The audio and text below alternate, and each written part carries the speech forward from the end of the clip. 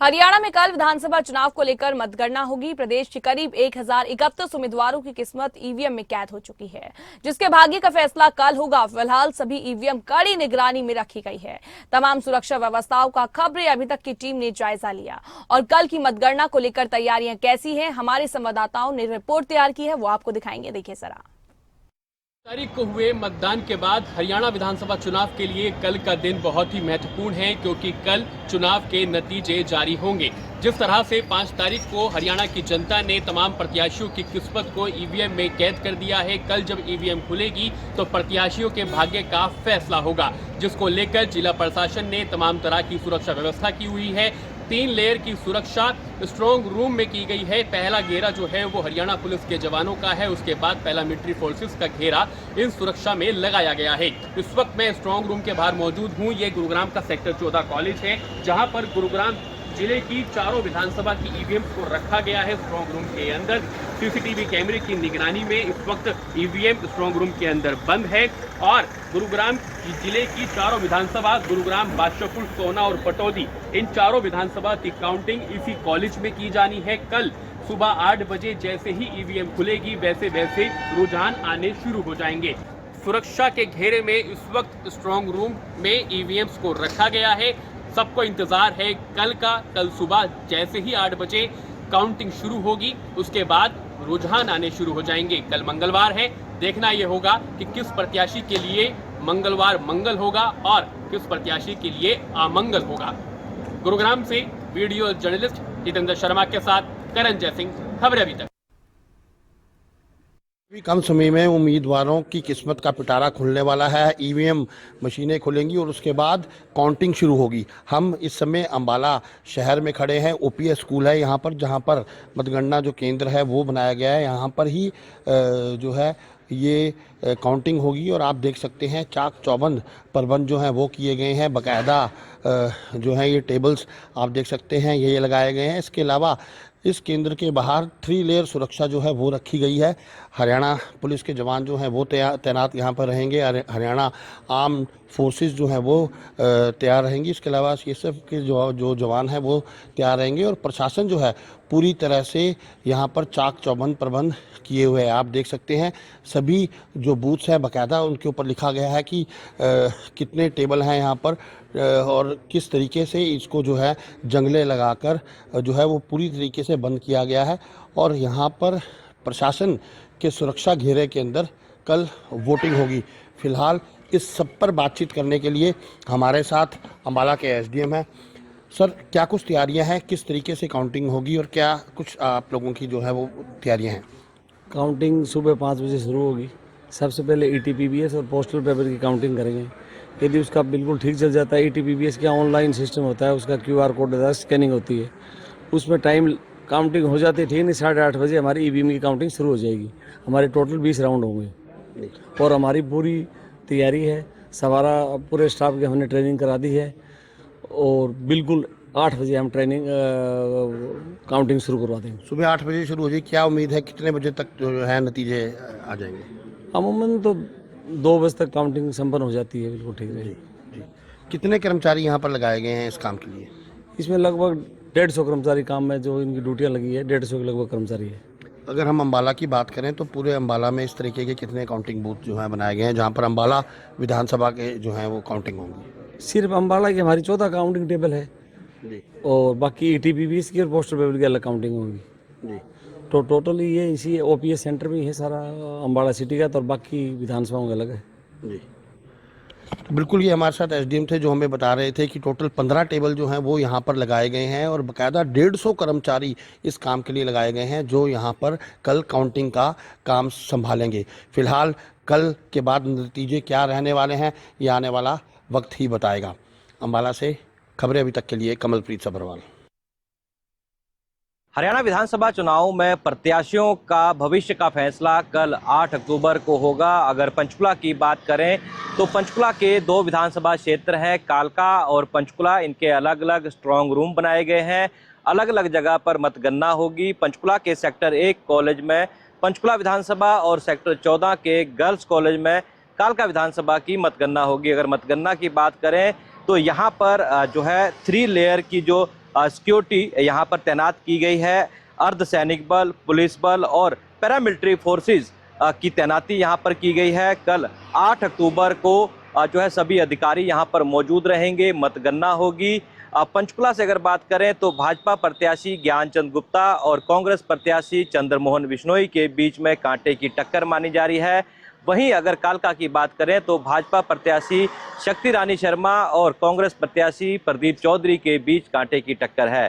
कल 8 अक्टूबर को मतगणना होगी। मतगणना के दौरान सभी अधिकारियों व जो कर्मचारी हैं उनकी ड्यूटियां लगा दी गई हैं। इससे पहले एक रिहर्सल भी की गई है कि किस प्रकार से जो है मतगणना होगी और मतगणना केंद्र के बाहर जो है 3 लेयर की सिक्योरिटी लगाई गई है। पुलिसकर्मी तैनात रहेंगे, पैरामिलिट्री फोर्सेस के जवान तैनात रहेंगे। इसके अलावा अर्धसैनिक बल के जो जवान हैं वो तैनात रहेंगे और पल पल की जो अपडेट है वो यहाँ पर राउंड वाइज जो वो विभाग के द्वारा दी जाएगी और कल ही फैसला होगा कि जनता ने किसको अपना प्रत्याशी चुना है और किसको विपक्ष में बैठना होगा और किसकी सत्ता हरियाणा में बनेगी और कौन विपक्ष में बैठेगा। इसका सारा जो फैसला है वो कल होगा और 90 की 90 विधानसभा चुनाव जो सीटें हैं उनको लेकर मतगणना होगी।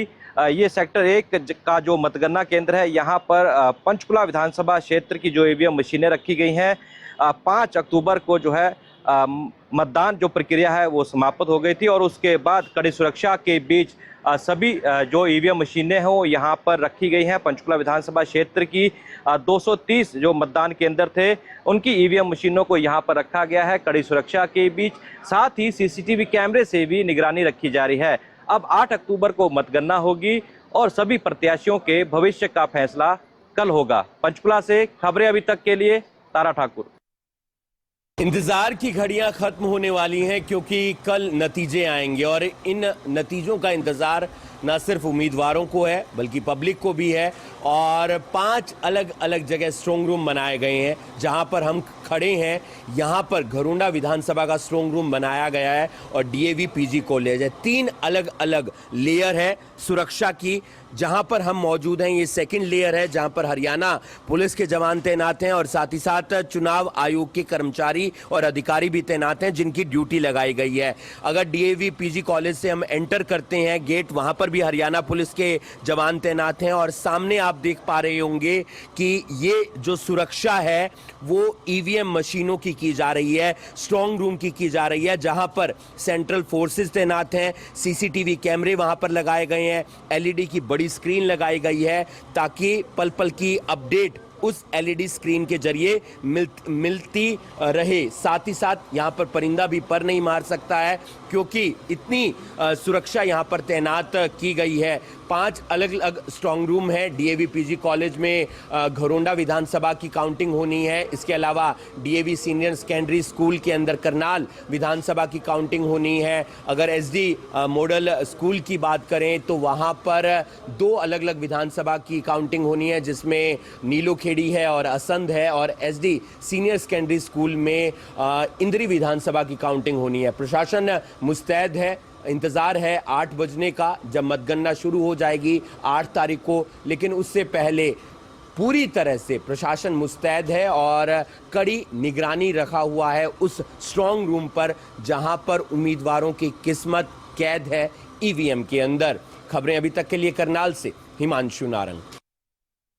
मतगणना में गिनती के घंटे बाकी हैं। फिलहाल हम लोग रोहतक में मौजूद हैं और रोहतक का ये आप जो तस्वीरें देख रही हैं ये पैरामिलिट्री फोर्सेज लगा रखी हैं और ये स्ट्रांग रूम के बाहर की ये तस्वीरें हैं। ये महम 60 विधानसभा क्षेत्र का ये स्ट्रांग रूम है जहाँ पर ये सुरक्षा व्यवस्था आपको नज़र आ रही है। यहाँ पर स्ट्रांग रूम है। इसी स्ट्रांग रूम में तमाम जो ईवीएम है वो सारे की सारी यहाँ पर रखी गई। सुरक्षा के अच्छे खासे बंदोबस्त यहाँ पर किए गए हैं। 3 लेयर सिक्योरिटी जो है वो यहाँ पर रखी गई है। इसके साथ में जो काउंटिंग की अगर बात करें तो कल जो काउंटिंग चलनी है वो यहाँ से चलेंगी। ये स्ट्रांग रूम से पीछे की जो उधर से रास्ता है उससे मशीनें लाई जाएंगी और यहाँ पर ये टेबल बनाई गई। मैं कैमरामैन साथी को जरा कहूँगा आगे आकर एक जरा फोकस करें तस्वीरों पर कि कैसे टेबल की व्यवस्था रहेगी और किस ढंग से जो है वो काउंटिंग चलेगी। वो सारी की सारी यहाँ से ये बड़ा हॉल है इसमें जो है वो काउंटिंग होगी। ईवीएम खुलेंगी यहाँ लाकर।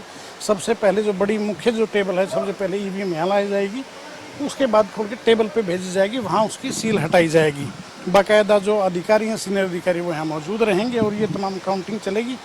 ये मुहिम का है जिक्र जो मैं कर रहा हूँ। और इसी तरह से गढ़ी सांपला किलोई के लिए रखा गया है, रोहतक के लिए रखा गया है और कलानौर जो विधानसभा क्षेत्र है उसके लिए भी रखा गया है। ये सुरक्षा की अगर बात करें तो 3 लेयर जो है सिक्योरिटी यहाँ पर लगाई गई है। उसमें हरियाणा पुलिस के जवान भी शामिल हैं, पैरामिलिट्री फोर्सेज शामिल हैं, डिफेंस पर्सनल हैं वो शामिल हैं।